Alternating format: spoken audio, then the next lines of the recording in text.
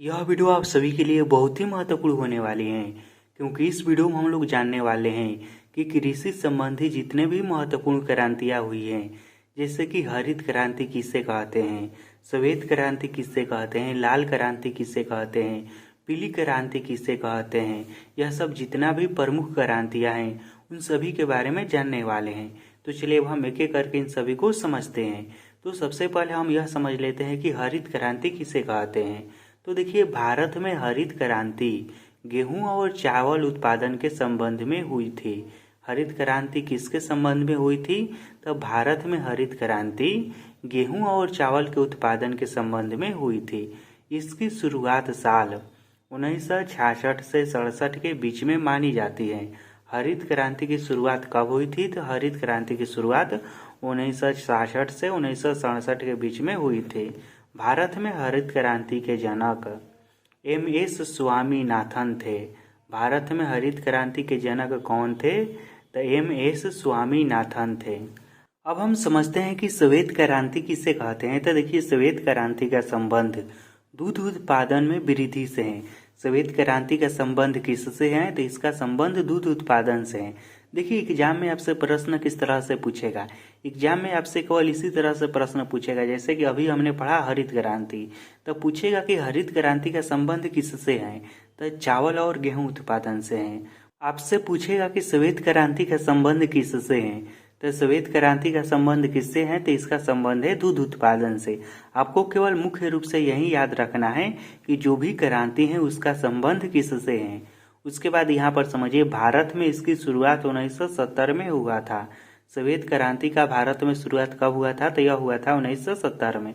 देखिए, यह साल जो है यह आप याद रखें या ना रखें, लेकिन यह वाला जरूर याद रखिएगा कि इसका संबंध किससे है। उसके बाद अगला है नीली क्रांति। तो नीली क्रांति क्या है? तो देखिए, नीली क्रांति का संबंध मछली पालन तथा समुद्री उत्पादों में वृद्धि से है। नीली क्रांति का संबंध किससे है? तो इसका संबंध है मछली पालन से। उसके बाद जो समुद्री उत्पाद हैं उसमें वृद्धि से है। भारत में इसका जनक अरुण कृष्णन हरिलाल चौधरी को माना जाता है। भारत में इसकी शुरुआत सन 1985 से 90 के बीच में हुआ था। इसके बाद है पीली क्रांति। तो देखिए, पीली क्रांति का संबंध तिलहन फसलों के उत्पादन से है। इसमें मुख्य रूप से वैसा फसल आता है जिससे तेल निकलता है, जैसे कि हो गया सरसों का फसल हो गया, तिल हो गया, सूर्यमुखी हो गया, मूंगफली हो गया, सोयाबीन हो गया। ये सब फसल जिस फसल से तेल निकलता है उस फसलों का संबंध पीली क्रांति से है। भारत में पीली क्रांति का जनक सैम पित्रोदा है और इसकी शुरुआत कब हुई थी? तो 1985 से 90 के बीच में हुई थी। अब हम समझते हैं कि गोल क्रांति क्या है। तो देखिए, गोल क्रांति का संबंध आलू उत्पादन से है। गोल क्रांति का संबंध किससे है? तो गोल क्रांति का संबंध आलू उत्पादन से है। विश्व स्तर पर आलू उत्पादन में भारत का दूसरा स्थान है और चीन का पहला स्थान है।